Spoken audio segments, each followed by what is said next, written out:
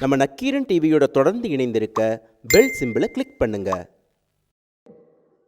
இன்னைக்கு இருக்கிற அரசியல் சூழ்நிலை அசாதாரண நிலை. இன்னைக்குதான் உண்மையா சொல்லணும், அன்னைக்கு சும்மா அது வேற, அது யாரோ சொல்லி கொடுத்து சொல்லிவிட்டாங்க. இன்னைக்கு நானே சொல்றேன், எவ்வளவு பெரிய விஷயம் நடக்குதுங்கிறது நீங்களே பாக்குறீங்க. ஒரு எவ்வளவு பெரிய கட்சி எப்படி உடையுதுங்கிறது நம்ம கண்ணு முன்னாடி பாக்குறோம். என் அப்பா உயிரோட இல்லைங்கிறது நான் ரொம்ப வருத்தப்படுறேன். சொல்லியிருப்பார், குனியாதிகடா எப்படி அப்படின்னு. அம்மான்னாங்க, சின்னம்மான்னாங்க, போய் ஐயோ அந்த அம்மா இறந்தப்ப ஒருத்தரும் வாய் திறக்கல. அவங்கள அந்த ராஜாஜி ஹாலில் வச்சிருக்காங்க, அப்ப கூட யாரும் வாய் திறக்கல. ஒருவேளை ஏஞ்சி வந்துருவாங்களோன்னு பயம். புதைச்சதுக்கு அப்புறம் கொஞ்சம் அப்படி நின்னாங்க, ஆஹா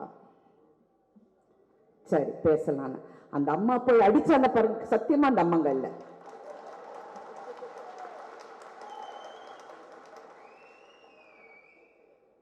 தமிழ்நாட்டு மக்கள் என்ன முட்டாளுங்களா?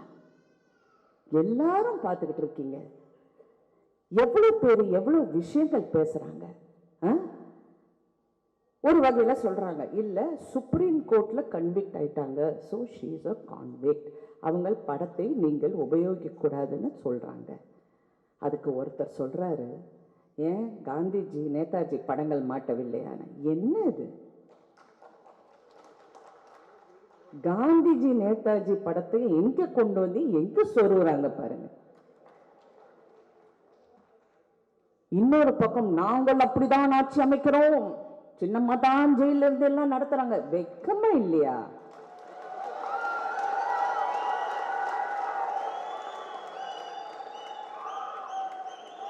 நான் இன்னொரு கட்சி பத்தி நான் ஏன் பேச மாட்டேன் தெரியுங்களா?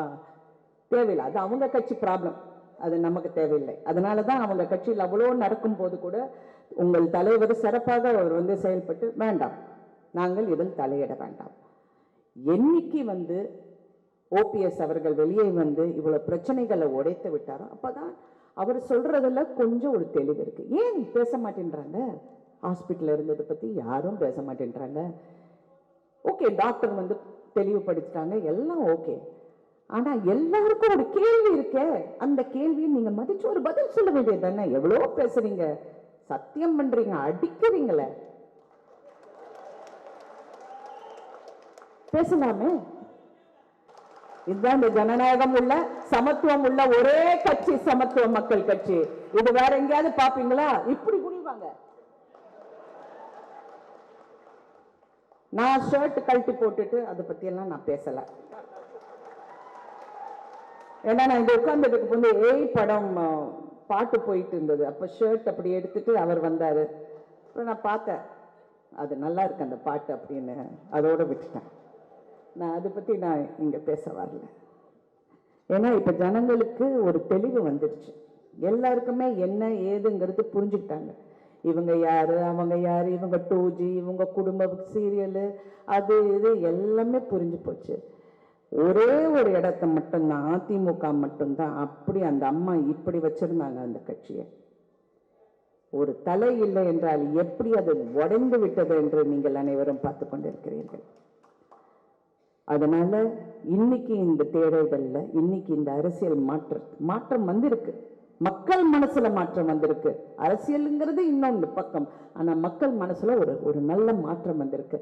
அந்த மாற்றம் எல்லாரும் சொல்லுவாங்க இன்னைக்கு அரசியல் வந்து இருண்டு போயிருக்கு. என்னை பொறுத்த வரைக்கும் அது இருண்டு போகவில்லை. இருட்டல்ல, ஒரு கருவறையில் இருக்கிற ஒரு இருட்டு மட்டும்தான் எனக்கு தெரிகிறது. கருவறையில இருந்து வெளியே வரும் அந்த குழந்தையை மட்டும்தான் நான் பார்க்கிறேன். அந்த குழந்தை தான் சமத்துவ மக்கள் கட்சி.